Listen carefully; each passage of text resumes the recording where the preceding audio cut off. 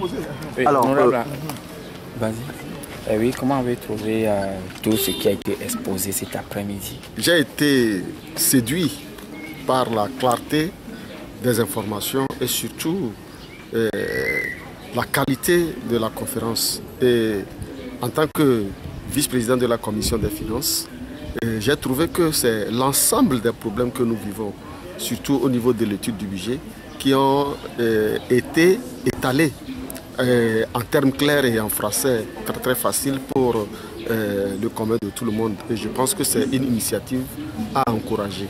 Ça aurait été vraiment une conférence à un niveau ou bien étendu à l'ensemble de la population, que ce serait très intéressant. Parce qu'il faut éveiller notre population. Il faut que le peuple soit éveillé. Le peuple soit informé de tout ce qui se passe. La manière dont nos gouvernants gèrent la dette, qui est devenue aujourd'hui un véritable goulot d'étranglement, qui est à la base même de la faiblesse de l'économie de notre pays, parce que la dette est très mal gérée.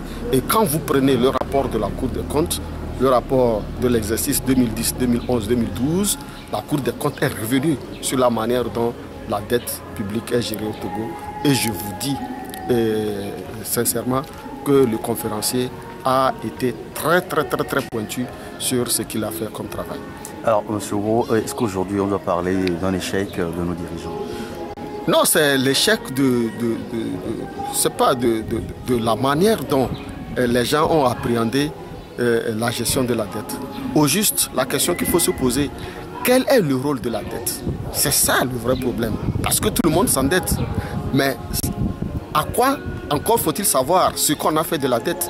Nous sommes passés de plans d'ajustement structurel. Et rappelez-vous que le FMI avait reconnu qu'on a utilisé des solutions d'ordre conjoncturel pour résoudre des problèmes d'ordre structurel. Et depuis ce jour, la structure même de notre économie n'a pas changé. Et on est passé de plans d'ajustement structurel à l'IPPTE. Mais à ce jour, la structure même de l'économie du pays n'a pas changé. Et nous sommes toujours dans le cycle infernal, ce que nous appelons le cercle vicieux de l'endettement. Aujourd'hui, l'accumulation des déficits budgétaires ont entraîné une augmentation de la dette intérieure, ce qui affaiblit la production nationale par l'investissement qui est faible et l'épargne. Alors à partir de cet instant, c'est que vous allez constater que le revenu de la population est faible et que le niveau de l'investissement est faible. C'est pour ça que tous ceux qui ont dit que le Togo peut atteindre l'émergence en 2030, à cette allure, je dis qu'ils se sont trompés. Parce que pour atteindre l'émergence, il faut arriver à un niveau où le niveau de l'investissement soit à 30% du PIB. Or, à ce jour, nous n'avions pas encore dépassé 17% du PIB. Donc, il faut reconnaître que l'avenir n'est pas aussi reluisant que les gens prétendent. Et j'ai eu une discussion sérieuse avec le ministre de l'économie et des finances lors de l'étude du budget, qui se réjouissait du faible niveau de l'inflation au Togo.